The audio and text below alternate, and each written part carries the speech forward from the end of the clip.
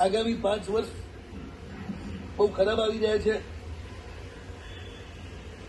ઘણા બધા મારા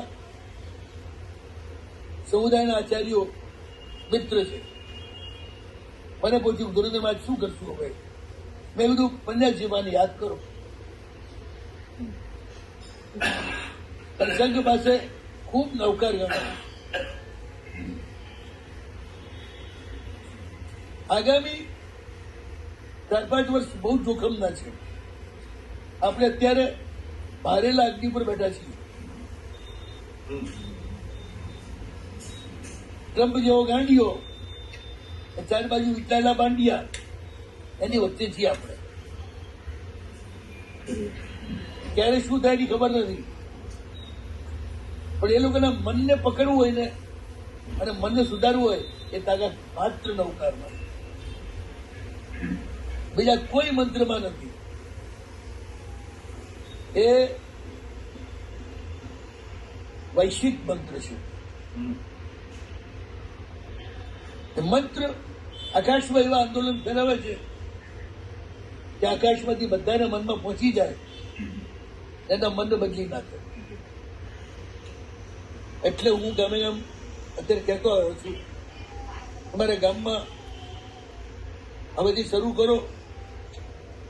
એક વ્યક્તિ હોય ઘરમાં તો 5 માળા કરે, અને 2-4 વ્યક્તિ હોય તો 10 માળા કરે.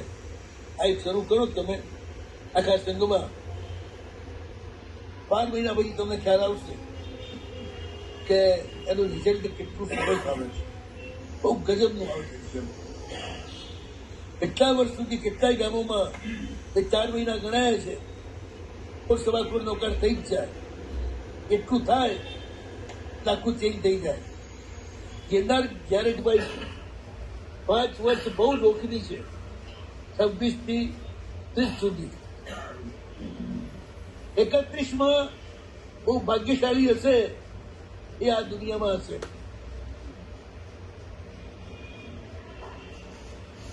એવો ટાઈમ આવી રહ્યો છે. શહેરોમાં લોકો એટલે જ ભેગા થઈ જાય છે. છૂટા હોય તો બચી જાય ને, એક જગ્યાએ ભેગા થાય એક સાથે બધા સાફ થઈ જાય. અત્યારની જે સ્થિતિ છે ને, બોલવું ના જોઈએ, પણ એમ લાગે છે કે લોકો સામુદાયિક મૃત્યુ માટે જ શહેરોમાં ભેગા થઈ રહ્યા છે. હું તો વોટ્સએપ પર મૂકવાનો છું, બચવું હોય તો વિખરાઈ જાઓ અને ગામડામાં પહોંચી જાઓ. ચેન્નઈ, મુંબઈ અને દિલ્હી અને કલકત્તા 4 ઉપર સૌથી વધુ જોખમ છે. પણ ધર્મ હશે, નૌકાર હશે, એ બધા બચી જશે. જેમ દ્વારકાનો દાહ 12 વર્ષ સુધી રોકાવે ને આ બેના પ્રભાવથી, એવી રીતે બસ આ ઉપાય કરજો અને બધા સમાધિમાં રહેજો. શિવામાં તો સારું, જગત